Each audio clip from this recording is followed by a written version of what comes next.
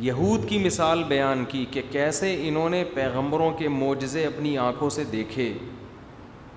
تورات اللہ نے کوہ طور پہ بلا کے موسیٰ علیہ السلام کو پکڑائی ہے, یہ لو بھائی, یہ اپنی قوم کو لے جا کے دے دو. اتنا فضل کیا.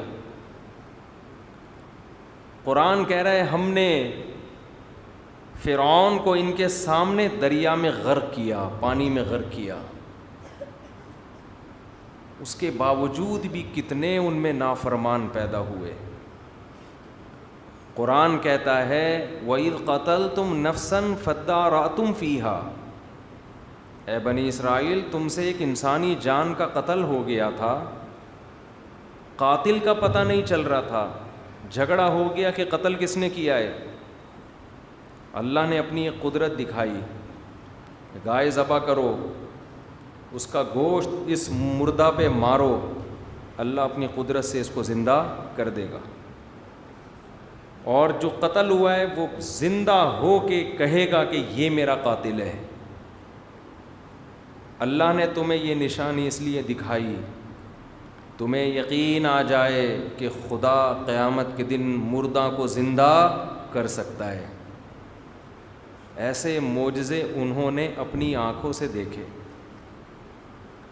لیکن اللہ شکایت کیا کرتے ہیں, یہ اس کا ایکو اگر ختم کر دینا تو بہت خوشی ہوگی. ایکو آپ کر دیں تو بہت خوشی ہوگی, آواز بہت گونج رہی ہے.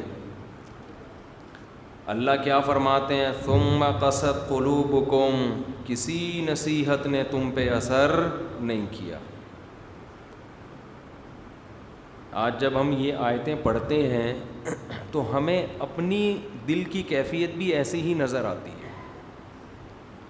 اتنی نشانیاں اللہ کی اپنی آنکھوں سے دیکھ رہے ہیں, سن رہے ہیں, نصیحتیں بھی سن رہے ہیں, مگر گناہ چھوڑنے کے لیے تیار نہیں ہوتے. دنیا کو مسافر خانہ سمجھنے کے لیے تیار نہیں ہوتے. وہی ہمارے طور طریقے ہیں جو غیر مسلموں کے ہیں, جو کافروں کے ہیں. ثم قست قلوبکم, اللہ فرماتے ہیں ایسے دل سخت ہو گئے, فہی کالحجارہ, پتھر کی طرح ہو گئے ہیں دل, پتھر. لیکن قرآن نے عجیب مثال دی, فرمایا وَإِنَّ مِنَ الْحِجَارَةِ لَمَا يَتَفَجَّرُ مِنْهُ الْأَنْهَارُ, پتھر بھی ایسا نہیں ہوتا کہ نفع بخش نہ ہو, اس سے بھی بعض دفعہ چشمے پھوٹ پڑتے ہیں. تو تم تو پتھر سے بھی زیادہ بے جان ہو. وَإِنَّ مِنْهَا لَمَا يَشَّقَّقُ فَيَخْرُجُ مِنْهُ الْمَاءُ, بعض دفعہ تو اس سے چشمہ ابلنا شروع کر دیتا ہے پتھر سے. لوگ سیراب ہوتے ہیں, بعض مرتبہ پتھر پھٹتا ہے اور اندر پانی نکل آتا ہے. کچھ بھی نہ ہو, بعض دفعہ پتھر کا جمود ختم ہوتا ہے اور وہ پہاڑ کی چوٹی سے لڑک جاتا ہے, ہلتا ہے وہ اللہ کے خوف سے. لیکن اللہ فرماتے ہیں کہ تمہارے دل اس پتھر سے بھی زیادہ سخت ہو چکے, یہ اپنی جگہ سے ٹس سے مس ہونے کے لیے تیار نہیں ہے.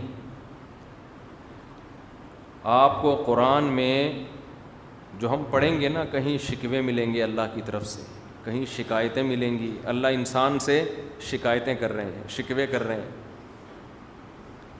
اپنے احسانات گنواتے ہیں. اللہ تعالیٰ میں تیرے لیے یہ کر رہا ہوں, تو مجھ پر ایمان نہیں لے کر آتا.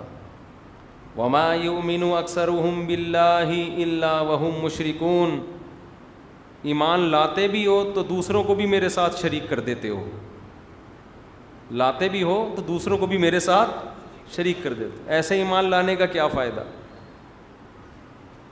کچھ ایمان لاتے ہیں عمل نہیں کر رہے ہوتے. تو اپنی مثال ہمیں سوچنی چاہیے. اس رمضان میں یہ عزم کریں ہم اس پتھر دل کو پگھلائیں گے.